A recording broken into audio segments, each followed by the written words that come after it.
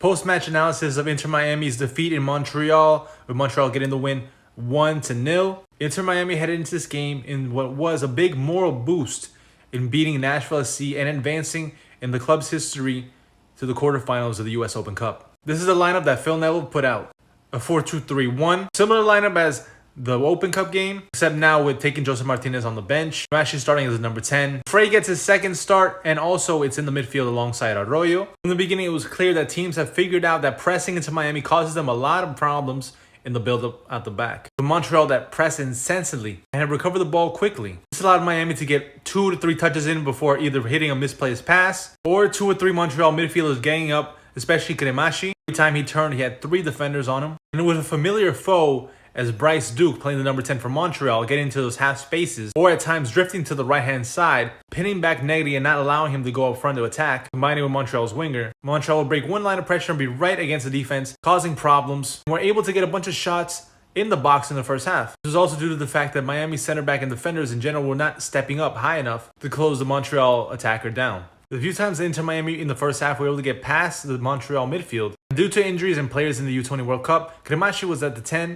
At the 10, Kremashi looks yet to be completely comfortable as a natural 10.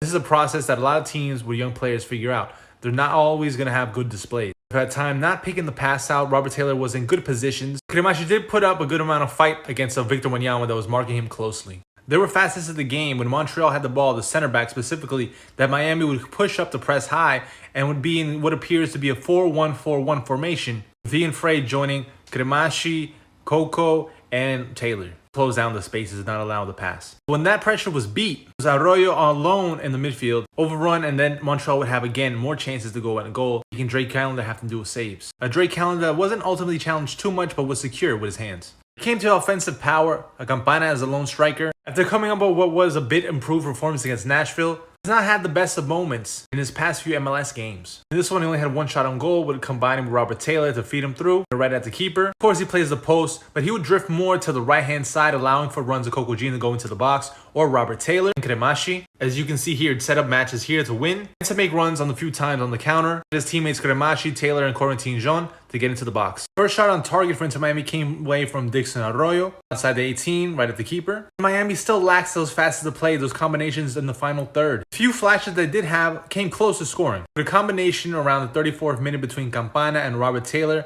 Taylor just sent it a little bit wide to the left. There were also times when Montreal would misplace passes and Miami would be able to have shots on goals. There's moments like these Inter Miami has to be able to capitalize on, in which to climb up the table.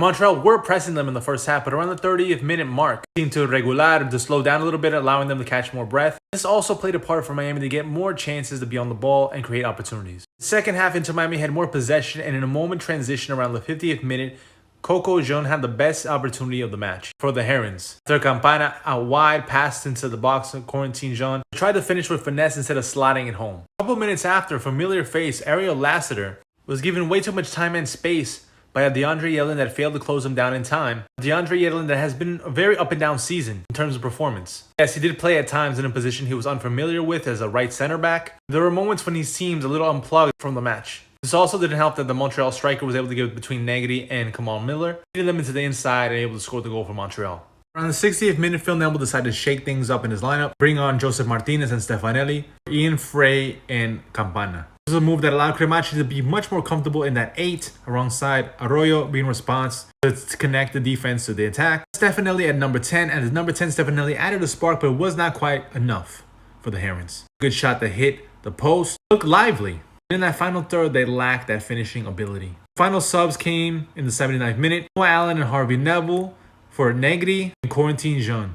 Miami did have opportunities to tie this up, but again, mistakes and a lack of finishing ability keeps haunting the side. With this result, Inter Miami fall to last place in the Eastern Conference with 15 points. The pressure keeps mounting on the coach Neville, and the La Familia demands more from the players. We shall see how this Inter Miami side perform against the Red Bulls on Wednesday.